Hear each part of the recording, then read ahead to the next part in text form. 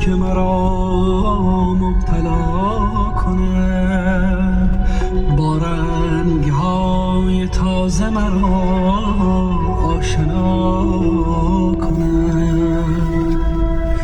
پاییز میرسد که همانند سال پیش خود را دوباره در دل قالیچه جا کنم.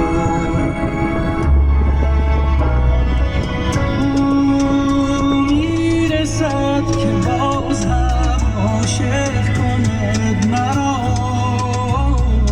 او قول داده است به